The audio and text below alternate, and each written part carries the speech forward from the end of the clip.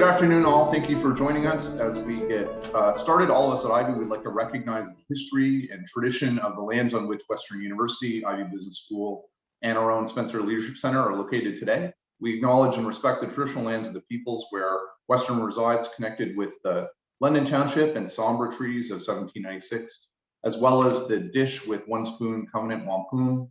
This land continues to be the home of diverse Indigenous peoples whom we recognize as contemporary stewards of the land, vital contributors of our own academic community. We commit to renewing and building on our relationships with Indigenous communities through our teaching, our research, and community service. And since we're virtual today, we'd invite all of you to think about the land you share and add your own acknowledgments in the chat.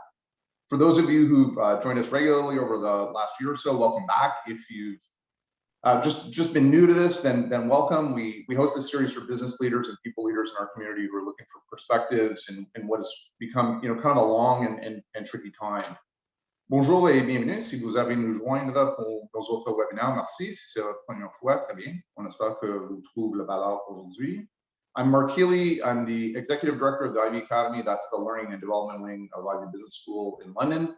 Je suis le chef d'éducation exécutif à l'école de commerce Ivey at the University of Western en Ontario. Well, here we are again. It feels a bit like time is reversing. COVID cases are rising again. Here in Canada, especially in Ontario, it's winter again, as you may be able to see from the back. Maybe we're all in a Chris Nolan film or something. And with businesses across the country now facing a third wave of lockdowns, there are a whole bunch of Canadian households at risk of insolvency. The full economic impact of COVID, it's been delayed, but it's clearly kind of yet to be felt.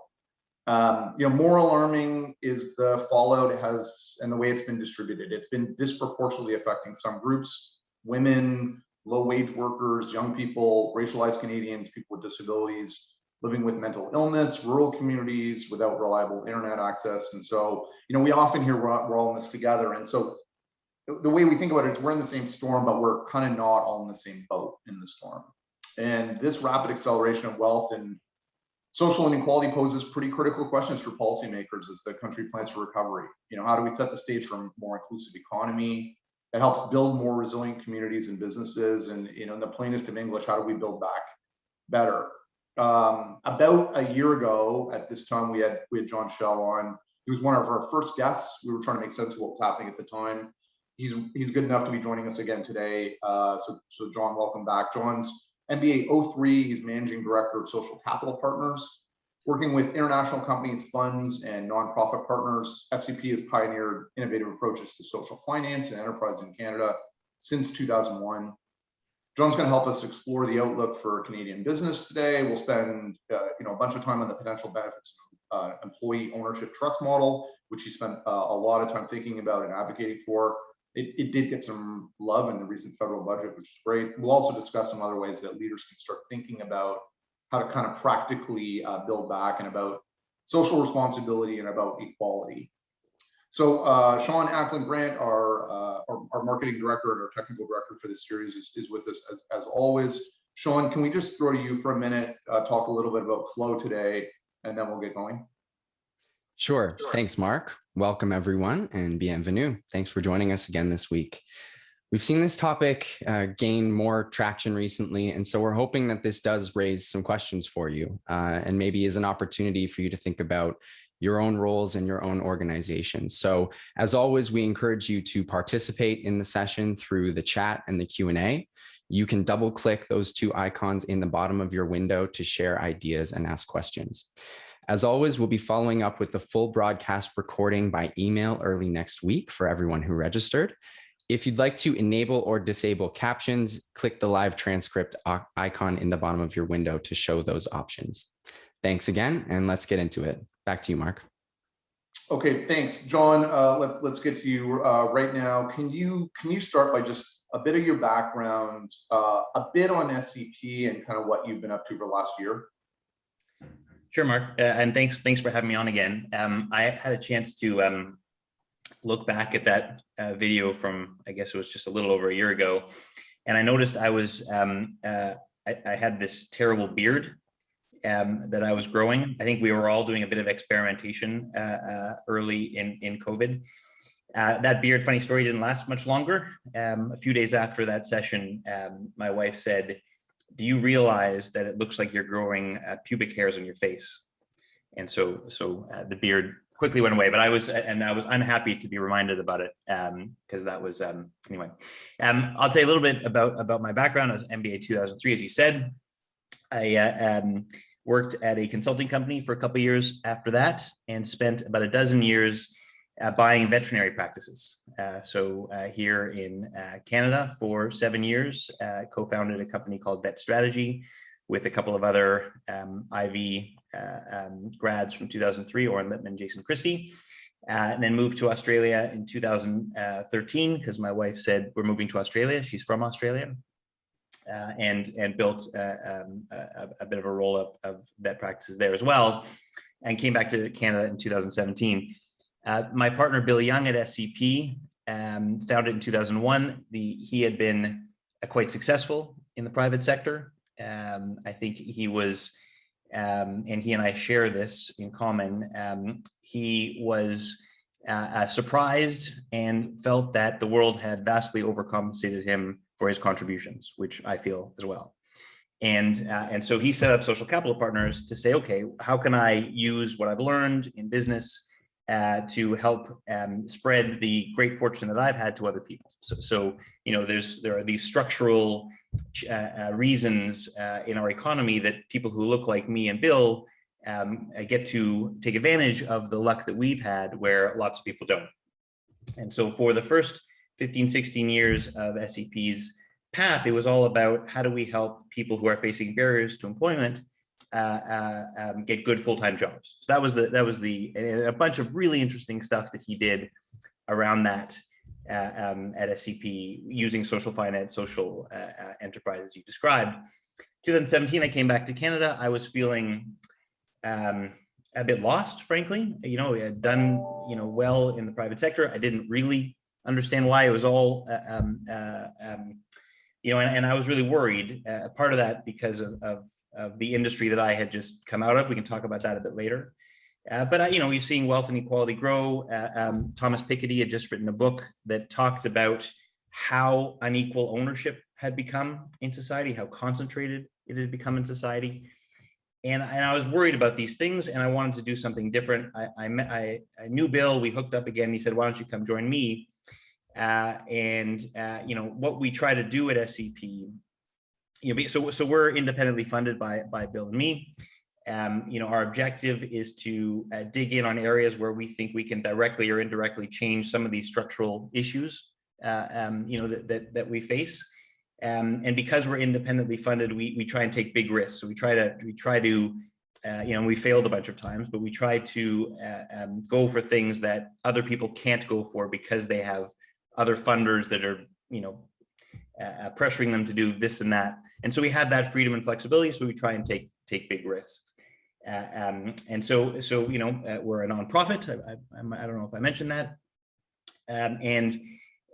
You know, because we are relatively small, we also try to engage with government. We try to engage in public policy wherever we can, because, you know, there's a lot of structural challenges that we can't possibly, you know, have any influence on directly.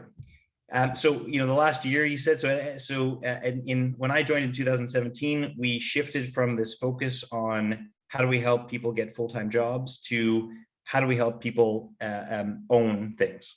Right. So if we have too much ownership concentration, if we have continued and increasing ownership concentration, that will lead to permanent wealth inequality unless you can break that down somehow. So how do you think about breaking down ownership and spreading it as broadly as possible? And so we've been working on a number of different ideas in that. We'll talk about this a bit later, but we landed on employee ownership as the most scalable and sustainable way to broaden ownership and a way we can directly influence. So that's what we're working on. I'm sure we'll talk about that. And the other thing that I've spent time on last year, and the reason I was on that call, I think a year ago, is when the pandemic hit and the government came out with, here's what we're going to do to support small business. Here's what we're going to do to support people. This was in early March or mid-March. I got very concerned because we'd spent all this time thinking about inequality, the different types of jobs that people have, the different exposures that they had, and the things we were going to do to face the implications of shutting down, businesses all over the country seemed incredibly feeble in terms of what it was trying to achieve. And so I wrote an article and said, here's where we're headed, and I'm really worried about the unequal outcomes of our approach here. And that article went viral, and it led to us starting something called Save Small Business. And so for about 6 months between end of March and kind of end of October, I worked with a couple of other people on this organization called Save Small Business, ended up having 38,000 businesses sign up within like 3 weeks of us starting. It was a crazy ride, a very dramatic and emotional ride, but we ended up being the ones who fought for rent relief. So the rent relief program that wasn't so good at the beginning, that became really good after Chrystia Freeland took over as finance minister, that was largely driven by our actions in March and April. So it's been as with everybody else, it's been a very unusual year, but that gives you a bit of insight into what we've been up to. Thanks for that. So we're gonna definitely get into the employee ownership side of things. We're gonna start a little bit more balcony view. I was thinking this morning as I was doing my prep, I get asked to do talks once in a while. I give this talk, and the last time I gave it was in Toronto in the sort of real world, right before COVID locked everything down. And I sort of start by saying, in your feed, you only read about two kinds of businesses now, ever, in the paper, in your feed. You read about the big blue chips that generate a ton of wealth, to be honest, for lots of folks. And you read about the startups that are raising a ton of money, right? And I have this thing about the North American economy, sort of at war with itself. You've got, companies that are, income statement companies that are still trying to make money, and balance sheet companies that are not trying to make money at all. They're trying to grow asset value and sell later. And you never read about small, medium-sized businesses that are actually trying to employ people and make money, right?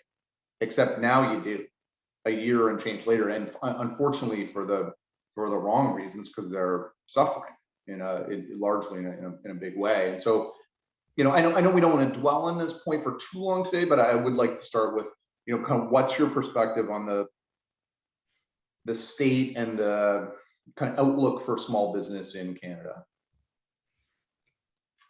Well, I think you got to separate them into different categories. I think the one that I've been focused on has been the one where that are facing the most dire situation, which is anywhere where you need to go in order to get a service. And I think this isn't news, right? Everybody on this webinar will be incredibly aware of the challenges faced by the barbershops, the coffee shops, the daycares, the sort of direct person-to-person contact small businesses. And look, the outlook is exactly what you would expect it to be. It's incredibly dire. I mean, this has been over a year, and who would have thought we'd be here 13 months later or whatever it is, still talking about this? The CFIB estimates the average small business their members have borrowed something like $180,000. They're looking at 200,000 bankruptcies over the next period of time. People are hanging on by a thread. Things, we have to acknowledge, things have improved since Chrystia Freeland took over. I mean, that is fact. The two major problems before was kind of the structure of some of the programs, plus the uncertainty of them. They'd be renewed every month, but after the month it ended, and she's fixed that, which is great. But it doesn't take away the fact that we have whatever you want to say, that we haven't handled the pandemic very well. COVID still rages, and businesses remain shut. The debt loads. And it's not just debt loads, right? So if you think about your average small business, it's debt load, it's deferred rent in very many cases. It's a bunch of other deferred costs. They often owe suppliers. Their suppliers then don't have money, and so on it goes.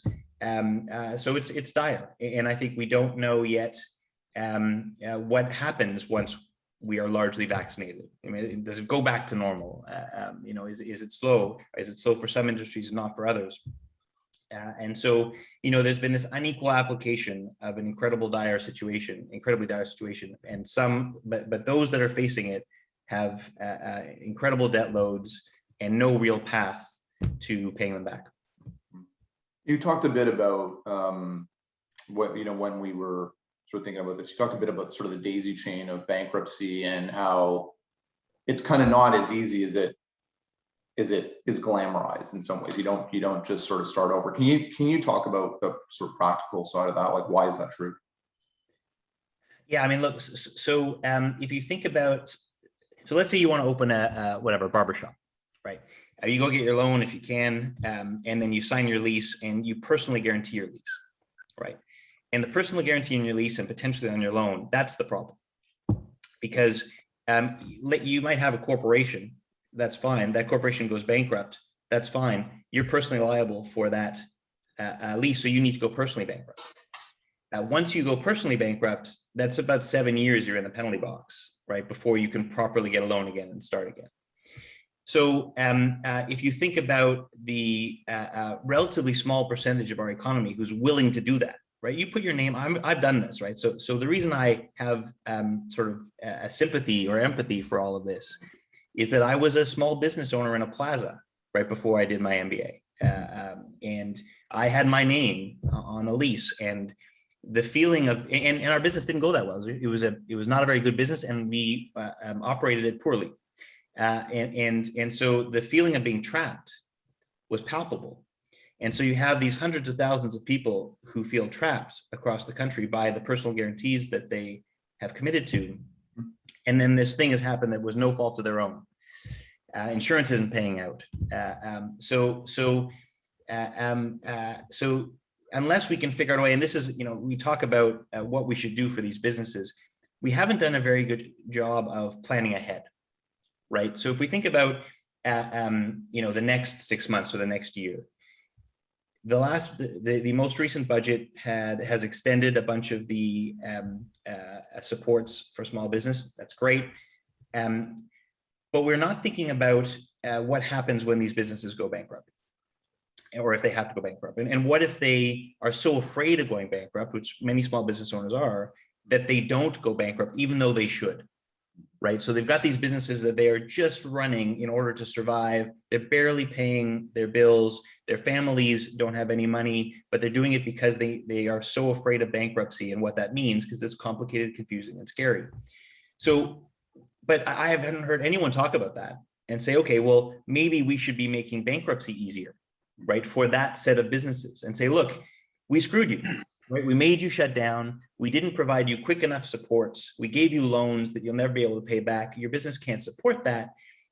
Let's find another path for you to start again, right? But we're not talking about that at all. Again, planning ahead. So we get vaccinated, but we're probably still going to have localized outbreaks, right? So when we shut down, say, small business in October, one of our recommendations was, look, you're going to have sort of hotspot-based flare-ups of the virus, probably for a long time. We need to organize around that in a very specific way. So, so it's not like, okay, wage supports for everybody. It's, okay, the town of whatever it is, Galt, right, has had a flare up and it has a real problem, has to shut down for a period of time. While we do contact tracing, whatever it is we do, we need a SWAT team to go in there and make sure that we shut those businesses down, make sure that rent's being paid by somebody who is, just do all the things to freeze those businesses and those employees while that hotspot's taken care of. And that way we can kind of keep the economy going, as opposed to having all of this uncertainty. But we're not talking about that either. So we really have to, I think, step back and say, okay, what's the long-term answer here? Because this isn't going away tomorrow, and start to prepare for that. And that's where I think the gaps are. I want to get to learnings before we shift gears. So I guess two fronts. What are we as a business community? What are we learning through this? And then you've had a lot of conversations yourself with policymakers, which is cool, right? And I'd like to know what you learned in those conversations as well. So maybe we can take those 1, 2, please. What have we learned as business owners? Look, I think one of the things we've learned, and we'll probably talk more about this later, is we're in it together is the biggest pile of BS you can imagine, right? So if you go back to March of last year, it was like, okay, we're in it together. What is the government going to do for us? Right? That's what we're in it together. What did the banks do? Right? And we should talk about that. What didn't they do? I mean, let's just use the small business example, right? So you take a small business that's paying rent to a landlord who has a mortgage, and you trace all that back, and generally it's the bank who has the mortgage. What you could have said back in March is, okay, what the banks are going to do is they're going to stop payment on mortgage on commercial mortgages because these businesses are closed, and in exchange for the landlord not charging rent or charging a certain percentage of rent over the next 3 months, and then we'll be able to kind of get through this next 3-month period. We're going to tack that mortgage onto the end. We're not going to charge you interest in that period of time. We're going to get our money, banks. We're just going to get it maybe 3 months later. Fine. The landlord's going to get their money. We'll tack on 3 months to at least. There could have been an all-in approach to this that would not have affected the long-term share price of anything, right? Might have cost a little bit of cash in the medium term, fine, but it wouldn't affect. But we didn't do any of that, right? I think there's a level of humility required, I think, in the business community about what was not done during the pandemic, and especially at the start of the pandemic. In terms of politicians, so mostly I've talked to policy people who work for politicians. It's frankly fascinating. I've been shocked by how young they are. Right. So I would say the average age of has been maybe in their late 20s, dealing with these massive issues. Not that they're not capable of doing it, but there's not a ton of real life experience in that. But incredibly dedicated, incredibly smart, really wanting to do the right thing. But in a lot of cases, lacking some amount of knowledge and experience in order to tackle some of these problems.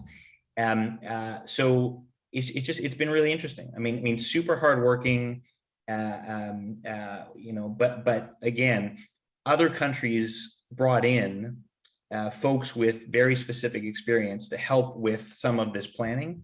Australia is, there's a lot we can learn from Australia in terms of how they dealt with the pandemic. That's one of the things they did, and that was super helpful to them, right? We didn't do that. We had a lot of conversations where we had a great conversation, and then the response would be, okay, we're going to take what you said, we're going to go away and we're going to design something. And that's why rent relief was so bad the first time, right? They sort of went away and designed it. They wanted to do the right thing, but they didn't, because it got messed up in sort of bureaucracy, and they didn't understand some of the practical implications.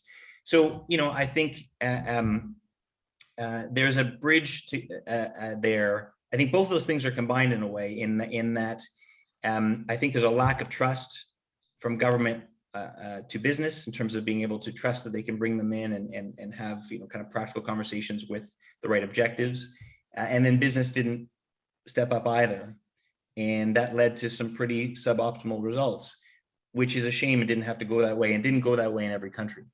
I don't know if I've answered your question, but that's that was my experience of working through some of these things.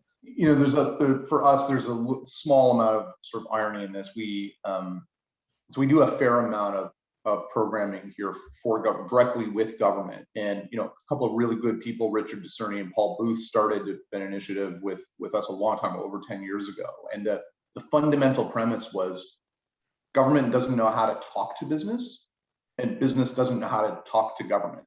The Americans are actually better at this, where those mesh points are actually quite well understood, and they're entrenched. And here there's this sort of awkward divide. We do a fair amount of that work, but I guess I would echo that there's it's too bad that there's this sort of structural divide, because it has hurt us in this time frame. Well, and I'm interested in your perspective on this, Mark, because my observation is that for business leaders that I've talked to, there's a disrespect of government, right? So there's sort of a government is incompetent, government can't do anything, and so there's a level of arrogance that gets brought to the table. Yep. And then on the government side, there's like a distrust of business, Yeah. a view that whatever they suggest is going to generally be, for their own best interest. That there's always going to be two angles, right? That we're not going to get a genuine, I'm going to help even if it. So that's what I observed, and you can see why that would lead to not very good conversations and not very practical outcomes. I don't know if that fits with what you've seen. I think that fits, pretty well. Every time we get one of these programs together, with these gatherings together, we work with this nice guy in Toronto, Misha Gluberman, he's got his own course called How to Talk to People About Things, which is pretty good, right? And we tried that for a while, and that's what this conversation needs, is just better mutual understanding. I always learn every time I talk to the bureaucrats about the number of issues that they're trying to weigh off, right? And the number of stakeholders that they're trying to do their best and mobilize their way through, a workforce of 10 or 20,000 folks, and sort of communication chains. And at the same time, a handful of experts or informed opinions in sort of 30-minute bursts would help a lot, right? Cut through sort of all that. I agree. There's a fair amount more I want to do in this section, but we're up against it on time. Sean, I'm gonna turn it over to you for the next section. Sure. Thanks, Mark. So obviously we do want to get into the employee ownership question. We talked about that quite a bit in the prep, and we've framed the session around that. You sent over some great articles that, by the way, we will share with everyone after the session. Maybe we'll just start with some level setting. Can you tell us a bit more about what employee ownership trusts are and what you've seen? Yeah, for sure. And so why don't I step back and say our objective at SCP was to find the most scalable way to broaden ownership in the private sector, right? That's what we're trying to do, in an accessible way. So it wasn't, just to sort of senior management, et cetera. And we scanned around for anything we could find, and we found the United States employee stock option plan, employee stock ownership plan, which is very different from our stock option plan. And we're kind of overwhelmed by how successful it is. We had never heard of it. But ESOPs in the US there are 14 million Americans who own shares of their companies through an ESOP. They own $1.4 trillion worth of corporate wealth in 6,400 companies, average of $100,000 per person. These are broadly owned, right? So an ESOP in the US, one of the rules is it has to be owned by all of the employees, right? And not just top management. Otherwise, you can't qualify for all the tax breaks. And there are these tax breaks, right? So if an owner sells to an ESOP, they pay no income tax, and then, or no capital gains tax.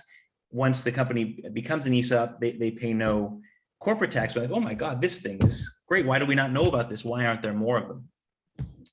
And so just to give you a sense of how it works, if I'm and then we'll kind of talk about where they came from. If I'm the owner of a company, I can sell to, I set up an ESOP trust, right, in the US. I then loan the value of the company back to the company. And then the company pays me back over time. All the shares get transferred to the ESOP trust, right? So on day one, the company has zero, the shares are worth nothing because the company, let's say, is worth $100 million and it owes $100 million. And then over time, it pays back that debt to the owner, and the share value goes up, and the value all accrues to the employees. Those shares are given out over time, so it doesn't all go to the employees that happen to be there at the time. It goes, it goes in perpetuity.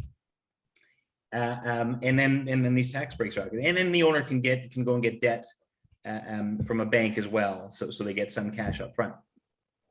Companies like Publix, I don't know if you know Publix, the grocery chain out in Florida, 200,000 employees, one of the largest privately owned companies in the world, is employee owned. Gore-Tex is employee owned.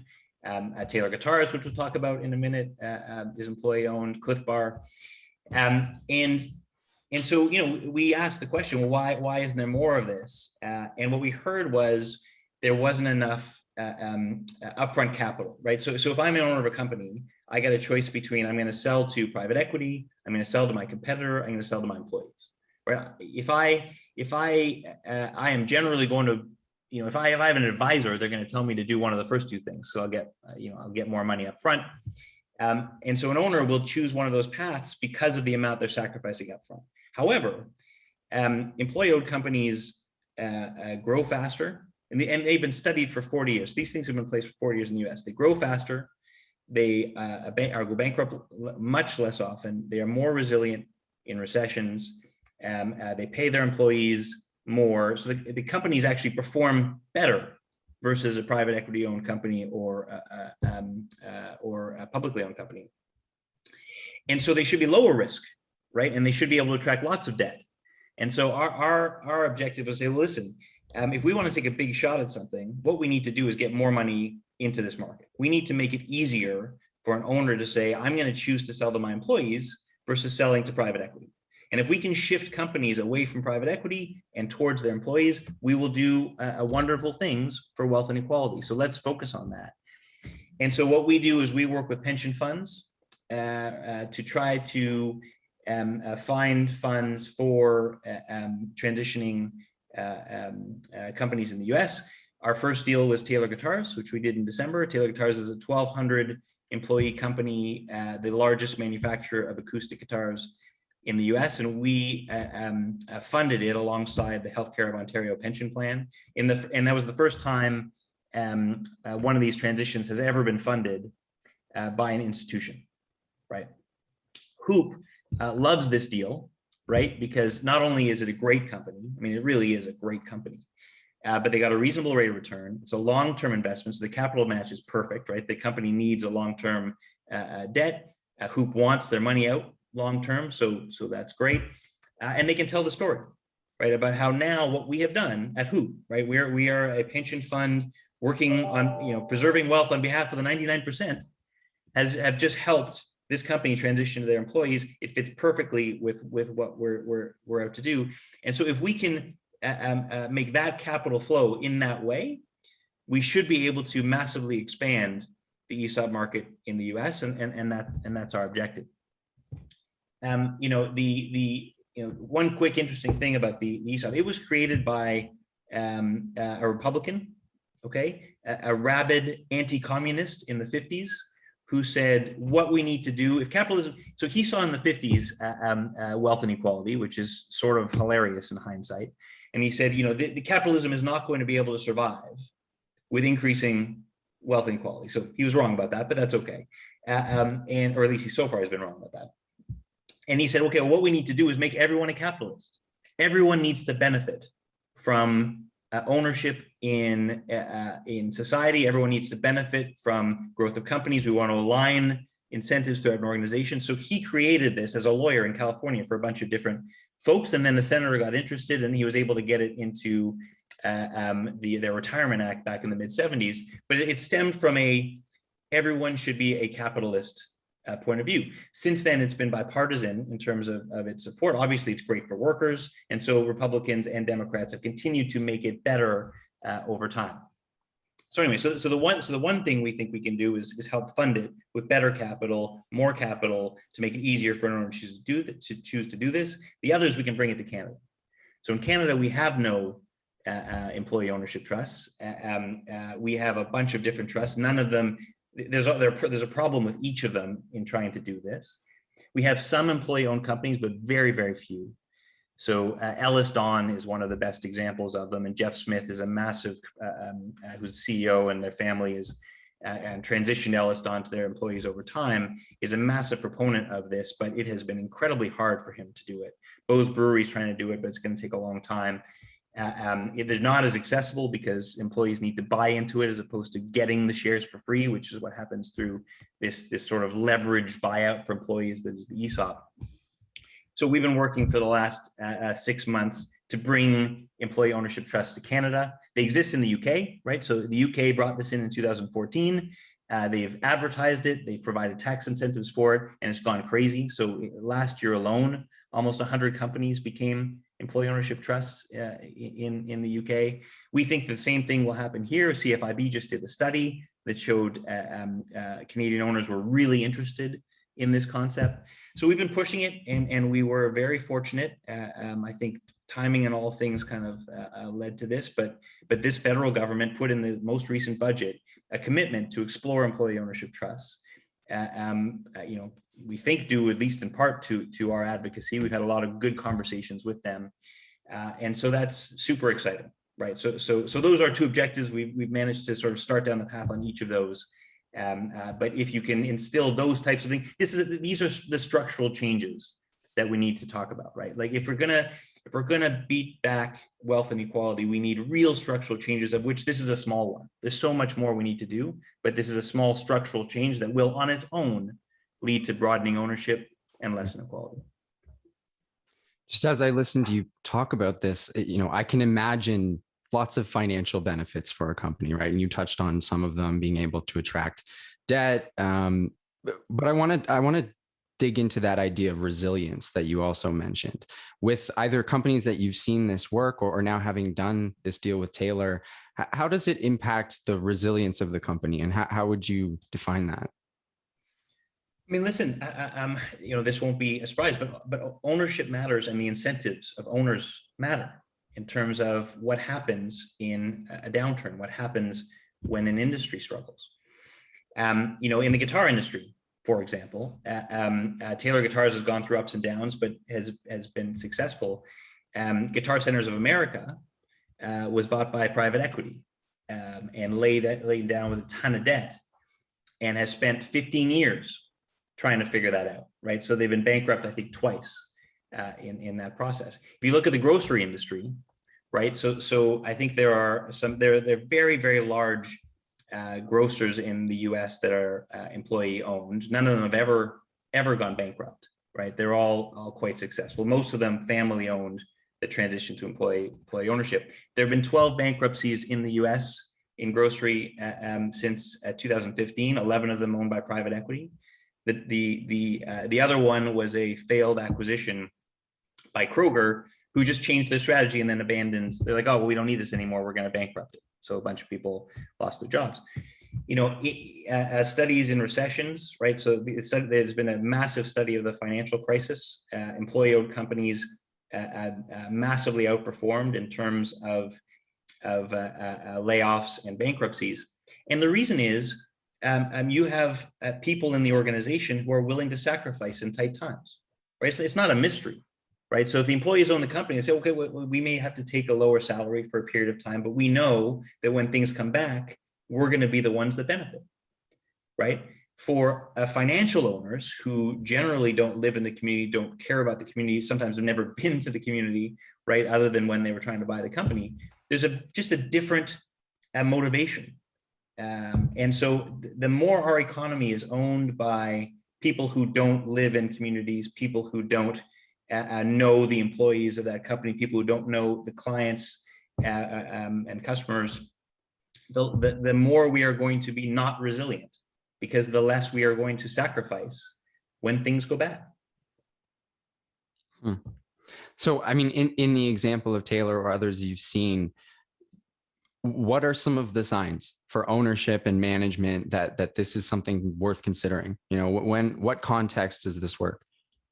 So there's a spectrum of ways for employee ownership to happen, right? From worker co-ops for smaller firms to stock option plans for public companies and DSUs and RSUs at Bank of Montreal or whatever it is,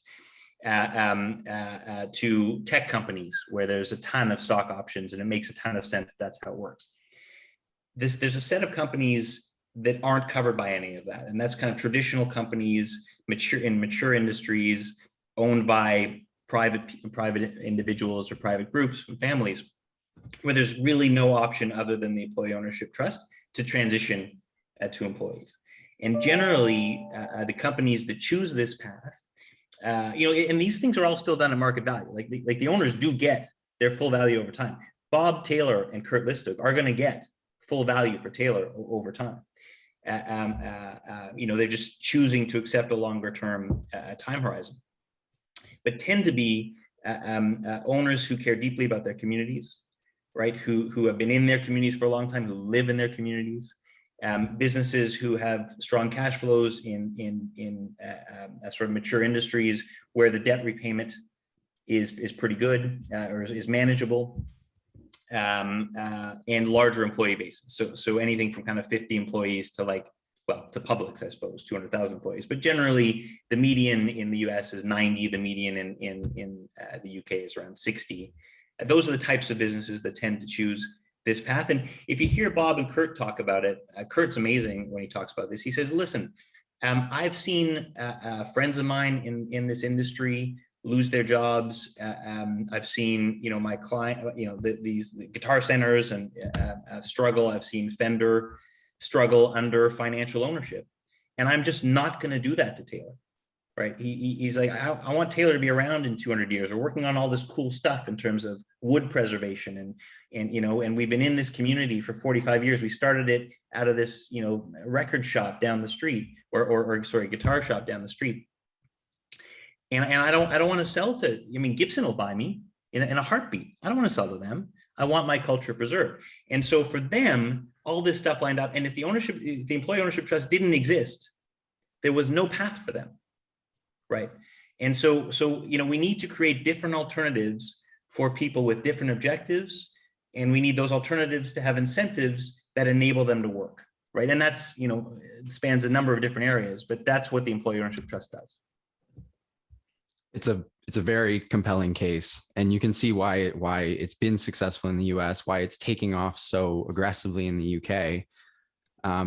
So, why don't we see it more in Canada, and what needs to change? Look, I don't know if there's been any ill intent. I don't think people know about it, right?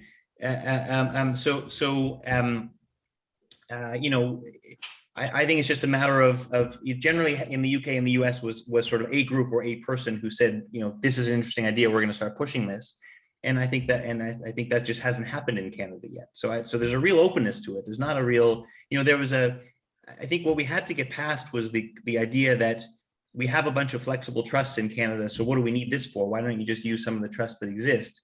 And so we had to walk through all the reasons why the trusts that exist don't work for this, why you need something specific both to advocate for and to apply sort of a policy to incent it. And so we've kind of got past that, and now we're into a better spot. What needs to happen? So three things. One, you need the trust, and the trust needs to have rules associated with it that ensures that employees are taken care of, that the price paid is fair, that it's market value. So there's a bunch of rules that go along with the trust that need to be set up. So that's a public policy question. We have to do that in law. Two, you need to incent it in some way. So you either use a capital gains incentive like they've done in the UK and the US, or you find some other incentive. There's a bunch of different options, but kind of sort that out. And then three, you need to promote it, right? So I think once any tax change happens, all of the professionals in that industry will start to learn about it and want to understand it. And so some of it will happen on its own. But Scotland, for example, does a great job of promoting these things. And the result, there's a lot more than there. There's states in the US that do a great job. So Vermont, Colorado, states that have a lot of employee ownership, or states that promote it. So those are the three things we need to do. All of them are eminently doable, and there's a playbook and a path to follow. Mark, are you seeing anything come through in the chat or the Q&A here? My friend and colleague Mac Ray is tuned in, and he has a question. So he's saying, is there a history of multiples differing between sort of employee trust and say strategic buyers? Totally. So I should in this environment that happens a lot. And so there are certain industries where this doesn't work, right? Just plain and simple. A lot of that is due to other things that hopefully we'll talk about. But in a lot of industries, it does work. So anywhere up to about a 10 times multiple, maybe 11 times multiple, you can get an ESOP done, right? Once you get above that, it becomes a real challenge. And so just in this environment, it is a bit challenging. But there are a ton of industries where 11, 12, 10, 9, 8, those multiples actually are real and work, where ESOPs work well. Our next project is crypto company employee owned trust. That's what we'll work on. Yeah. We'll start with Dogecoin. I think that's the obvious first. Okay. And we have Russ Christensen tuned in. He wanted to make sure that we covered this. So Russ, I hope we've covered enough ground here. He also chimed in with a New York Times piece that's a good overview of 70,000 plus employees. So Sean, we'll find a way to post that too. We'll vet it, but assume that's good. We'll find a way to post that as part of it. As we wrap this section up, what is next for you, Jon, on this journey? Like, do you have a next step here? As far as SEP is concerned, we're all in on this ownership concept. I mean, so we're going to continue to push on the Canadian policy. We're going to continue to do deals in the US. We're super excited about that. They're really fun. The closing dinner and the closing Zoom call for Taylor Guitars was something like I've never seen in terms of the passion and enthusiasm. And then we want to broaden this concept of ownership impact, right? So there's so many different ways in which the economy is getting owned by a bunch of white dudes. One of those ways is the search fund market, right? So search funds primarily, especially in the US, are funds where young white men, generally who went to Harvard and Stanford, funded by other older white men who went to Harvard and Stanford, go out and buy smaller businesses competing against private equity with a financial structure that is not great, right? That forces the sale of that company generally in not too long a time, and puts a lot of pressure on growth, which may not be right for that company, but that's the way that structure works. And so, there should be ways to make that more inclusive, both for people who work in industry and people who are not white men. So there's how do we think about small business, right? So financialization has driven roll-ups all over the place, which of course I can talk about and I'm somewhat responsible for, which is reducing pathways to ownership, driven by low interest rates, driven by pension fund funding of so there's sort of so we want to explore that as much as we can. So there's a couple things we're really going to do, and then we're going to try to talk more and work more on what are the other ways in which we can start to broaden ownership, so that we can start to reduce concentration of ownership in the economy. There's one more that's kind of maybe two more.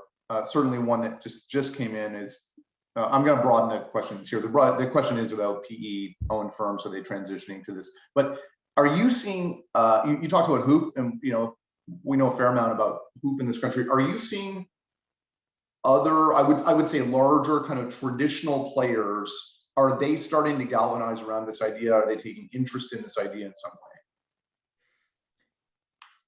way?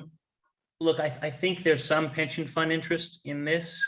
I think there are some, and there's a comment I want to address that just came in, I think, around worker decision making, there are these impact funds. I don't know if you're referring to those, but by some of the larger private equity funds. I struggle. So take Apollo, for example. They've got a new impact fund, but they pay their people the same, and their expectations on return are the same. So I don't actually understand that, right? So if you want a 25% IRR on company X, and you have an impact fund where you also want a 25% IRR on company Y, why didn't you just buy that with the first fund? Like, what's the difference? Good branding.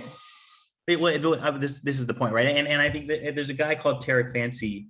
I don't know if you've seen it. He came out swinging against BlackRock, and he set up their sustainability practice, and then came and said it's all a bunch of bullshit. And so I think there is a lot of branding going on, but I do think there are people within those organizations that genuinely want to do different things, and we just need to give them ways to do different things and that don't exist right now. Just quickly on the decision making, someone made the point that in EOTs the workers don't make decisions. That's 100% true, and that's actually a feature of them. So there are it is very difficult. So if you're looking at, we love co-ops, absolutely love them, but they're not a practical way to transition a company that's been governed, hierarchically for 60 years. Can't become a worker co-op tomorrow. It's not practical. So one of the reasons why Hoop invested, one of the reasons why it's an investable idea, the trust, is that the approach to managing the company doesn't change, right? So all it does is just benefit those employees more, and so that's a good thing for that big part of the economy we're trying to affect. There's one more in the chat. It's a good bridge. We've got not much time left, a few minutes left. You said a few minutes ago, you've been hard at work on this idea, but it's not the only idea out there in terms of what would help with wealth distribution inequality. Can you talk about some of the others, whether you're involved with them or not? Just what are some of the other pieces of the puzzle? Look, I think if we want to broaden this, so I think there's a general agreement that we have two big problems. One is climate change and one is wealth inequality. Right? Those are the two big problems we need to solve. I'm passionate about the climate change stuff, but I don't know much about it. But on the wealth inequality side, like if we really want to affect that, it is going to require structural change to how we think about the economy. There aren't enough EOT type ideas to fix this problem. This problem requires government action. Right. And I think we are slowly starting to see that happen. Right. So if we think about taxation, right. And I'll just go through a couple of things that I think we need to. So we'll get to this, and we'll talk about the business community's role in all of this. But so there's like a government role, and then there's a business community role. And I'll talk a little briefly about the government role, and then what I think about the business community's role. So on the government side, and this is my perspective, obviously this is an opinion. I think we recognize that it's all opinion when it comes to this stuff, because the things that experts have said about how the economy works are just completely untrue and have been proven to be untrue over the last 30 or 40 years. But take tax, for example. Janet Yellen has come out in favor of kind of working on a global level on corporate tax, which I think is wonderful, right? And I think we've indicated that we're supportive of that in Canada. We don't have a lot of sovereignty over our tax here, right? Because of how tied we are to the U.S. We've done trade deals, we've done deals on capital flows, but we've never done a deal on tax, which is bizarre, right? So what's happened is tax competition, right? Which has completely eroded the base. Is there a reason why Google and Facebook have headquarters in Ireland? There's literally no reason other than there's the tax competition. Tax competition is completely destructive, provides no value, and we shouldn't have it if we're going to have you can't have a globalized economy and allow tax competition. It's insane. Capital gains tax, right? We're going to need to think about capital gain tax and how it works. It was brought in to encourage investment. What it encourages right now is the buying and selling of things, right? And the buying and selling of things is what drives financialization. What drives ownership not being connected to communities and employees. So are we thinking about capital gains tax in the right way, and should we be thinking about it differently? That's moving faster in the US now than it's moving up here. A lot of things are moving faster in the US now than they're moving up here. Monopoly is another example of that. You have Lena Khan is about to be nominated to the FTC in the US. She's talking about antitrust against a lot of people. It's great. We went away from that for 30 years for bad reasons. We attached it to consumer price, which is nonsense. In Canada, we are decades behind. So I've actually just read a lot of our guidelines for antitrust, and it's like, you'd be shocked at the types of things that they're worried about.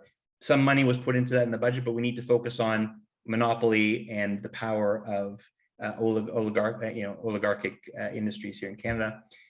Digital infrastructures. So Mariana Mazzucato is an economist in the UK that we need to be paying attention to. She's talking about mission-based programs on behalf of government.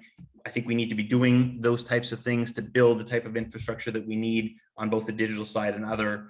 And then our support system is a mess, right? So we have transitioned from a full-time employee economy to a non-full-time employee economy, and we haven't transitioned any of our systems, right? So if you want to rent an apartment, at least this was true a couple of years ago in Toronto, you needed a letter for your employer, right? If you worked in the gig economy, I mean, it just was completely impractical. Childcare works based on full-time jobs. Retirement works based on full-time jobs.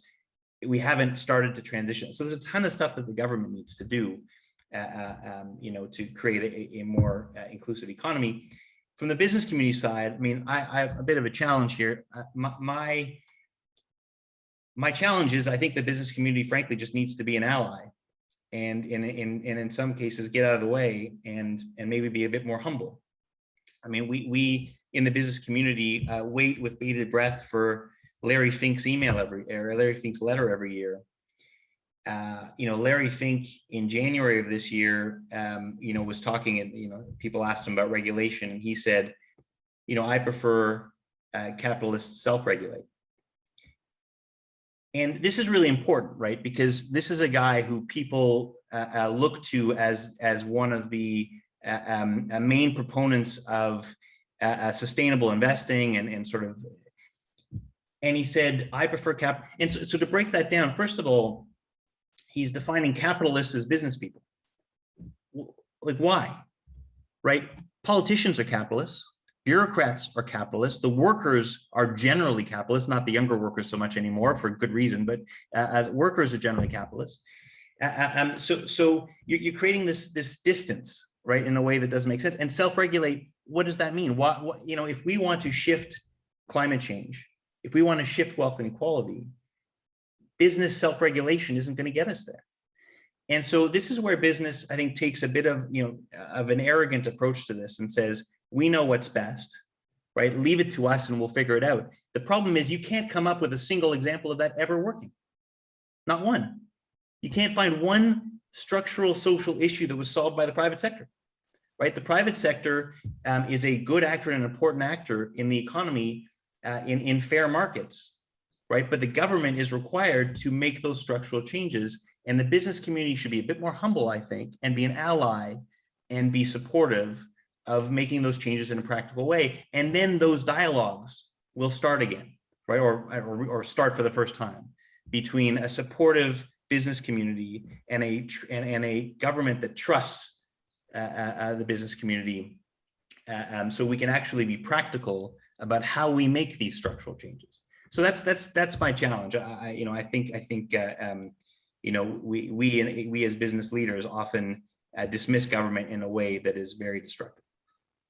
Yeah, we've talked a bit about, we'll use this as kind of our wrap up, I guess. But we've talked a fair amount in the last year about there's a big difference between business doing their job to kind of maximize shareholder returns, which does create wealth, and business having a duty of care for the economy and the society they operate. Those are two very different things. We're not very good at duty of care yet.